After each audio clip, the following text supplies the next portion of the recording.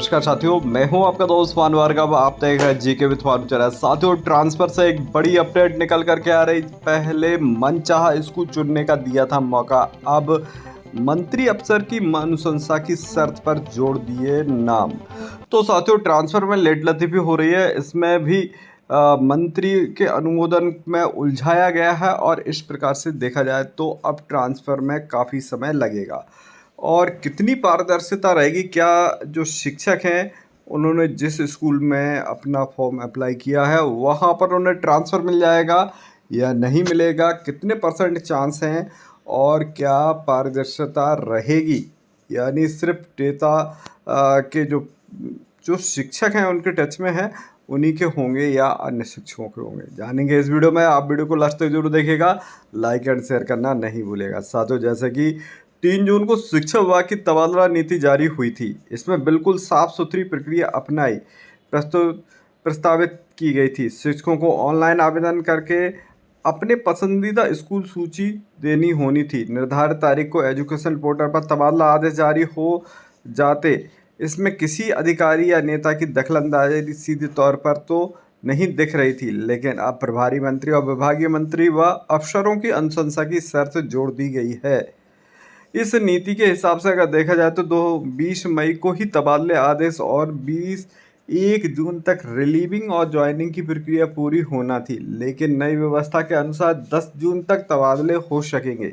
सरकारी विभागों में खासकर शिक्षा विभाग में सब कुछ योजना के मुताबिक कहा होता है। तबादलों को लोक शिक्षण संचालनालय के अंतिम आदेश 15 मई को आया था और ख़त्म नहीं हो पोर्टल की शिकायतें। तो साथियों, एजुकेशन पोर्टल में सुधार के लिए मई माह में लोक शिक्षण संचालनालय ने सभी जिला शिक्षा अधिकारियों से जानकारी तलब की थी।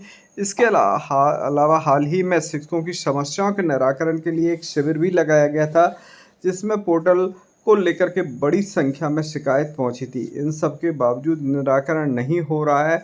मसलन प्राथमिक विद्यालय मुरादपुर में 125 पढ़ रहे हैं। एक उदाहरण दिया गया जहां 4 शिक्षक पदस्थ है। आरटी के मापदंड के मुताबिक यहां छात्र शिक्षक अनुपात एकदम ठीक है, उसके बावजूद पोर्टल पर यहां एक पद रिक्त बताया जा रहा है। ऐसे में अगर किसी शिक्षक का तबादला करके वहां भेज दिया गया तो वहां पहले से ही पढ़ा रहे शिक्षकों में से किसी को अतिशेष की श्रेणी में डाल दिया जाएगा। शिक्षक बीरेन जैन ने बताया है कि जब संचालनालय से पोर्टल की खामी सुधारने के लिए जानकारी मांगी थी तो हमसे पूरे दस्तावेज भेज दिए गए थे। शिविर में भी शिकायत दर्ज कराई थी, इसके बावजूद पोर्टल पर अब भी एक पद रिक्त बताया जा रहा है। तो साथियों, ये एक स्कूल की बात है और यहाँ पर देखा जाए तो ऐसे तमाम स्कूल हैं जहाँ पर इस प्रकार की खामियाँ हैं। खामियों को जानबूझकर के रखा गया है, यह पॉलिसी को उलझाया भी गया है। तो जो यहाँ पर हम आगे देखते हैं कि किस प्रकार से उलझा करके किन शिक्षकों को बचाया जा रहा है और किन शिक्षकों के ट्रांसफ़र होंगे अब, और कौन शिक्षक ऐसे ही बिना ट्रांसफ़र के रह जाएंगे। साथियों, जैसे कि यहाँ ऑनलाइन आवेदन बेमतलब साबित होंगे। जिले में शिक्षकों की संख्या करीबन 5,000 के आसपास है। नीति के मुताबिक इसमें से 10% तक ही तबादले हो सकेंगे। विभाग के सूत्र बताते हैं कि 300 से लेकर 350 शिक्षकों के तबादले हो पाएंगे, जबकि ऑनलाइन आवेदन 910 शिक्षकों ने किए थे।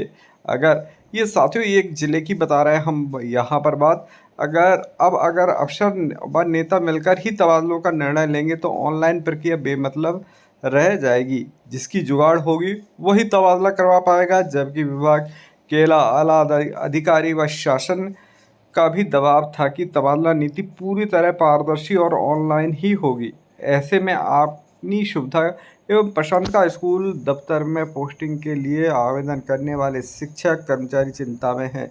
वहीं अतिशय शिक्षकों के सिर पर अब भी तलवार लटकी रहेगी, उन्हें लेकर के कोई निर्णय नहीं हुआ है।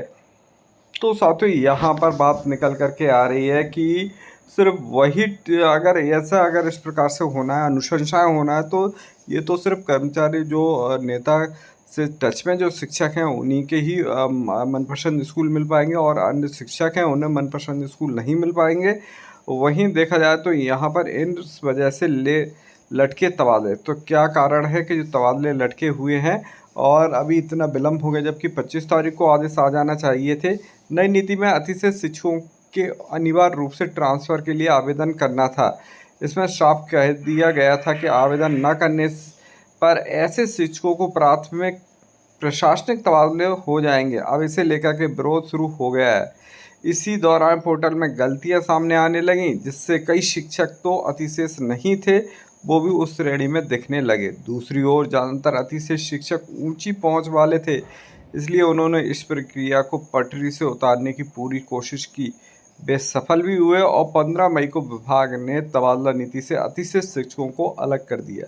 नई सारणी के मुताबिक तबादले के लिए ऑनलाइन आवेदन करने की समय सीमा 16 की जगह 21 मई आदेश जारी कर दिया। तारीख 20 की जगह 25 हो गए आदेश आने की तारीख। वहीं नेताओं का दखल भी हो गया। सरकार ने प्रभारी मंत्री के अनुमोदन तथा तबादला आदेश की तारीख 10 जून करने दी और इस संबंध में जिला स्तर पर अब तक कोई भी आदेश नहीं आया। हालांकि माना जा रहा है कि 2022 के पहले जैसी स्थिति में होना है।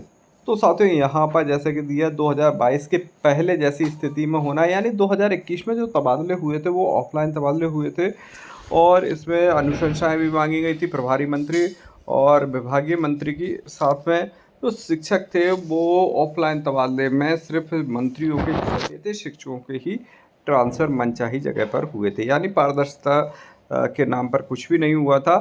ठीक ऐसे ही यहाँ पर दर्शाया गया है कि 2022 के पहले जैसी स्थिति होना है। जिले में कलेक्टर, जिला शिक्षा अधिकारी व प्रभारी मंत्री से संयुक्त प्रयास से ही आदेश जारी होंगे। जो पद प्रदेश स्तर के होंगे उनके लिए आदेश मंत्री एवं शासन स्तर से जारी होंगे। तो साथियों इस प्रकार की अपडेट निकल करके आ रही, इसी वजह से यह कार्य विलम्ब हो रहा है, नहीं तो अभी तक आदेश आ जाते।